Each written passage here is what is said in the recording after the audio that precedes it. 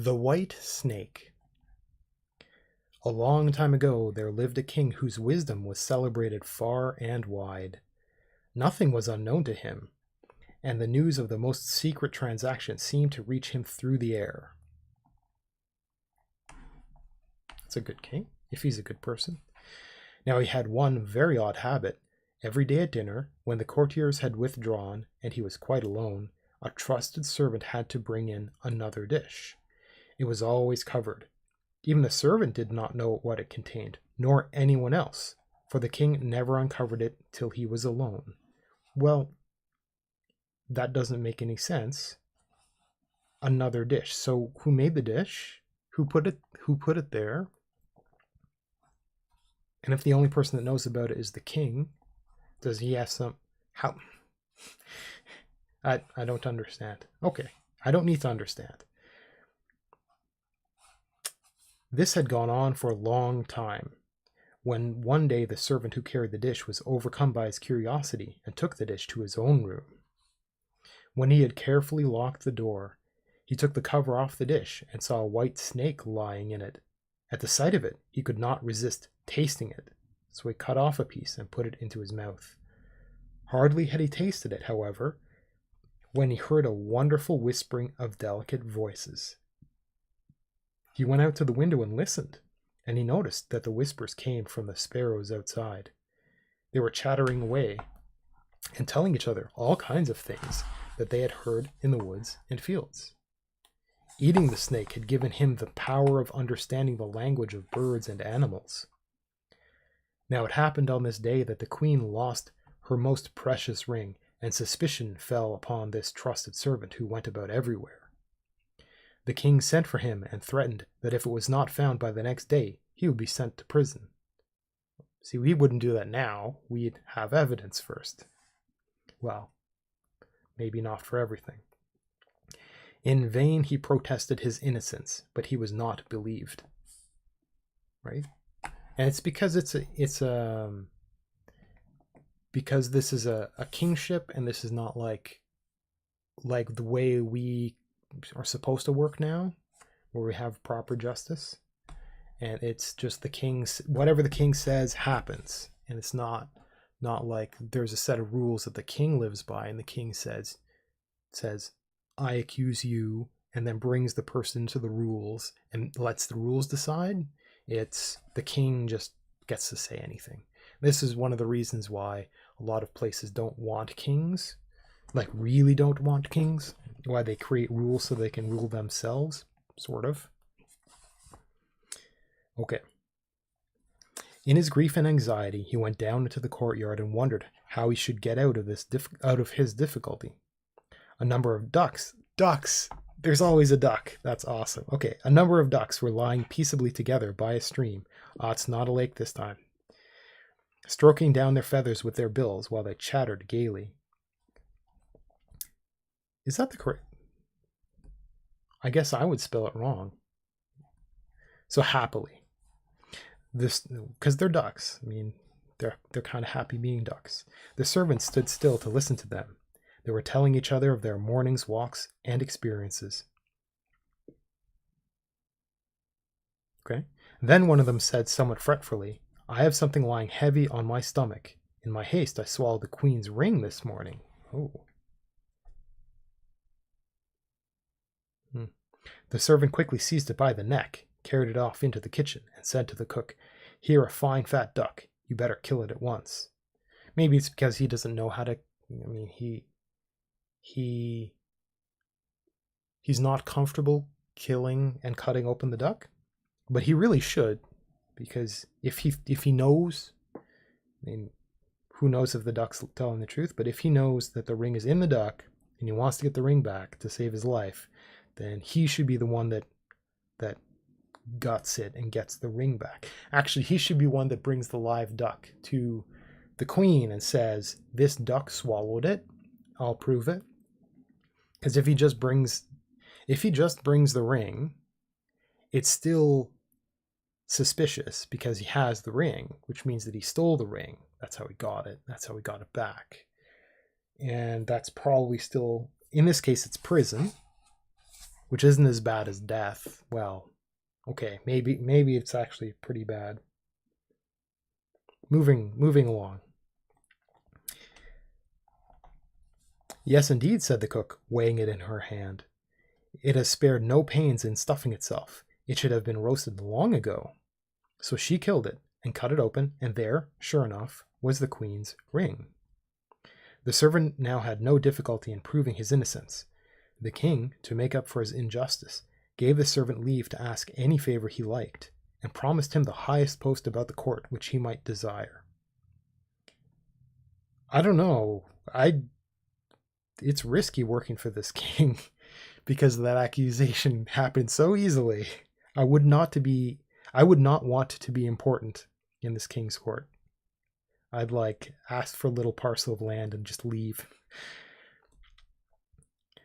Okay. The servant, however, declined everything but a horse and some money to travel with, as he wanted to wander about for a while to see the world. Good man. That's a good plan. His request being granted, he set off on his travels, and one day came to a pond where he saw 3 fishes caught among the reeds, gasping for breath. So they're above water. Although it is said that fishes are dumb, he understood their complaint at perishing thus miserably. As he had a compassionate heart, he got off his horse and put the 3 captives back into the water. They wriggled in their joy, stretched up their heads above the water, and cried, "We will remember that you saved us and will reward you for it." This is an interesting power that he has now. Is it permanent? I mean, because then the king wouldn't have to eat the same snake every day. I mean, this servant only ate a little bit of it, and maybe, I guess the servant brought the rest back to the king and the king didn't notice, but the story doesn't say anything. He rode on again, and after a time he seemed to hear a voice in the sand at his feet. Must be a very loud voice, because he's riding on a horse. He listened and heard an ant king complain. There are no ant kings. Okay. "I wish these human beings and their animals would keep out of our way. A clumsy horse had just put his hoof down upon a number of my people in the most heartless way." Okay, well, that's what he would be doing with his own horse. Okay, so my comment about a king ant. No, there's no king ant, but we know that the people back in this day didn't even know that. So that's not even storytelling. That's perfect. That's reasonable. It's okay. He turned his horse into a side path, and the king ant cried, "We will remember and reward you." The road now ran through a forest, and he saw a pair of ravens standing by their nest, throwing out their young. "Away with you, you gallows birds," they were saying. "We can't feed you any longer. You are old enough to look after yourselves." Okay. I wondered this in a previous story, what a gallows bird is. So this is... So what were these? Ravens. Okay. Maybe it's an insult being used, but maybe it's just ravens are a kind of gallows bird. Which sounds right. Sounds right to me. I thought it was like crows, but I mean vultures, maybe that's just not appropriate for I guess this is Europe. Because I get the impression that that's like Persia, somewhere, at least in our fiction, that's where it tends to go. It's places which are not quite the greenery that I expect that this guy's kingdom would look like. Okay. The poor little nestlings lay on the ground, fluttering and flapping their wings and crying, "We poor helpless children must feed ourselves, and we can't even fly. We shall die of hunger. There is nothing else for it." The good youth dismounted. I don't know if he's good because he stole from the king earlier. The good youth dismounted, killed his horse with his sword, and left the carcass as food for the young ravens. Now,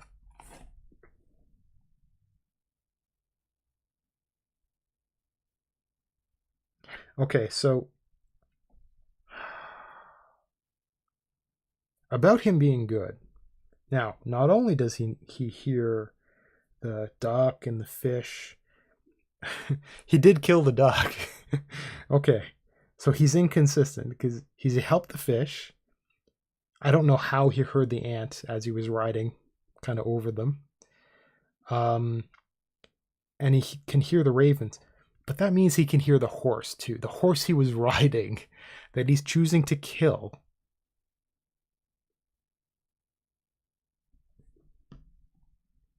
He's not a good youth. He's inconsistent.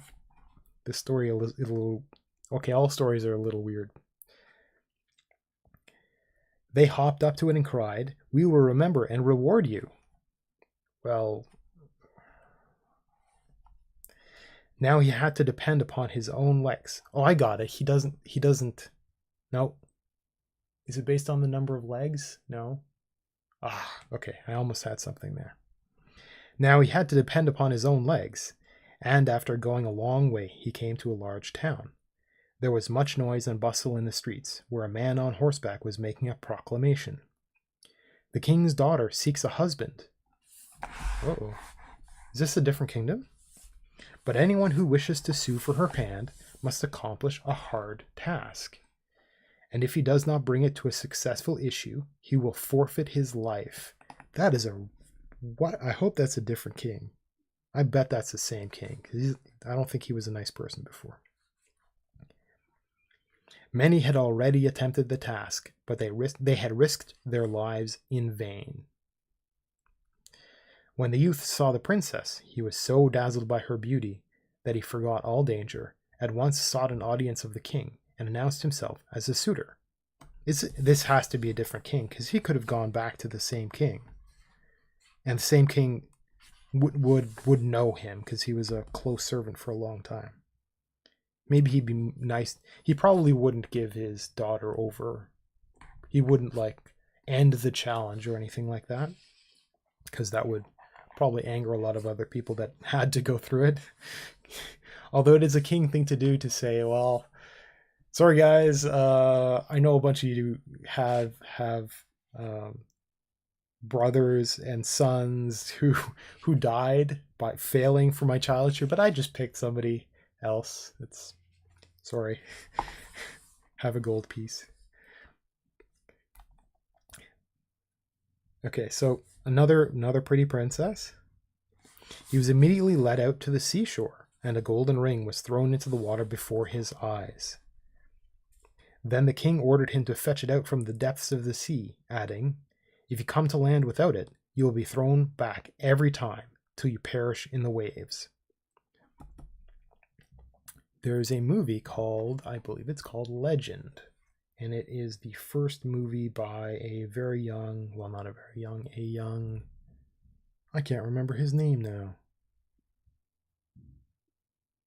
I've got it in a bin in the corner of this room. I have a picture of the guy in my head. I just can't remember a name because I'm not a big fan of his acting necessarily. Great movies, but I can't remember the guy. Anyhow, doesn't matter. It's a 1980s movie, so it does feature a ring being thrown in, well, accidentally pitched into some water. Everyone pitied the handsome youth, but they had to go and leave him standing solitary on the seashore. He was pondering over what he should do when all at once he saw 3 fishes swimming towards him. There were no others than the very ones whose lives he had saved. The middle one carried a mussel shell in its mouth, which it laid on the sand at the feet of the youth. When he picked it up and opened it, there lay the ring. Full of joy, he took it to the king, expecting that he would give him the promised reward. The proud princess, however, when she heard that he was not her equal, because he's a servant, she doesn't want to marry him. She despised him and demanded that he should perform yet another task. He's still pretty heroic, even though he's a servant. So she went into the garden herself and strewed 10 sacks of millet seeds among the grass. I can't remember what a millet seed is. I'm not gonna switch windows, but I'm gonna go and look that up really quick. Oops, that's not the right button. Millet.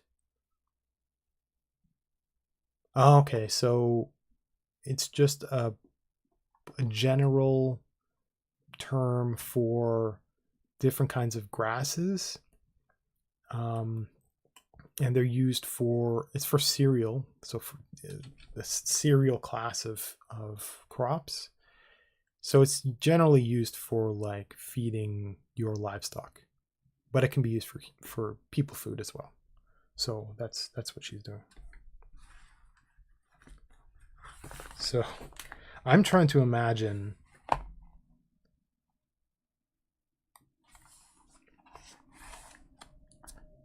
Okay.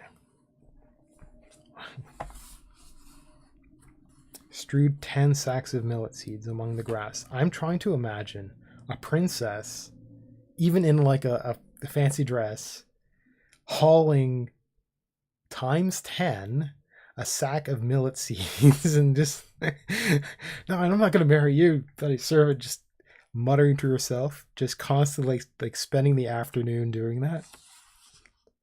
Or maybe she's at a window or something, just like dumps it out into a pile and then kicks it. Like, cause she wants a better man. She's all angry.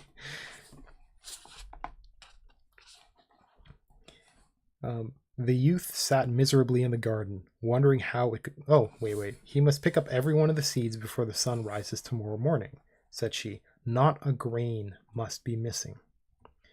The youth sat miserably in the garden, wondering how it could possibly be done. But as he could not think of a plan, he remained sadly waiting for the dawn, which would bring death to him. Like, I guess pick up the seeds and put them all into their sacks with no extra seeds on the ground. But when the first sunbeams fell on the garden, he saw the 10 sacks full to the top, and not a grain was missing. The ant king had come in the night with thousands and thousands of his ants, and the grateful creatures had picked up the millet and filled the sacks. The princess came into the garden herself and saw with amazement that the youth had completed the task. But still she could not control her proud heart, and she said, "Even if he has accomplished those 2 tasks, he shall not become my husband till he brings me an apple from the tree of life." Okay, the tree of life is a part of Christian mythology. It exists in several other like European Proto-Germanic kind of like mythologies, where there's this like a sacred tree with a fruit of some kind, and it's called different things. So I understand what that means, but that's kind of, wow, that's a princess thing to ask. The youth had no idea where to find this tree of life. He started off, however, I'd leave the kingdom. I'd just be like, I don't know about this. Imagine if you're married to that girl and she keeps acting like that. Yeah, I'd know. No. He started off, however, meaning to walk as far as his legs would carry him, but he had no hope of finding it. See, he's thinking, I can tell he's thinking of leaving. When he had traveled through 3 kingdoms, he was one night passing through a great forest, and he lay down under a tree to sleep.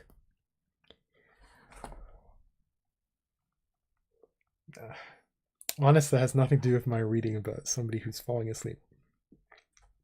He heard a rustling among the branches, and a golden apple fell into his hand. At the same time, 3 ravens flew down and perched on his knee, and said, "We're the young ravens you saved from death. When we grew big and heard that you were looking for the golden apple, we flew across to the sea to the end of the world where the tree of life stands, and brought you the apple." Is there only one apple?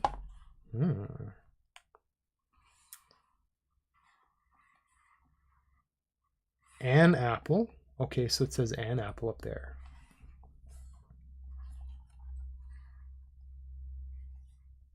Okay, no, I understand. So the apple that he needs. An apple from. Okay, I get it. The youth, delighted, started on his homeward journey and took the golden apple to the beautiful princess, who had now no further excuse to offer. They divided the apple of life and ate it together, and then her heart was filled with love for him, and they lived happily to a great age.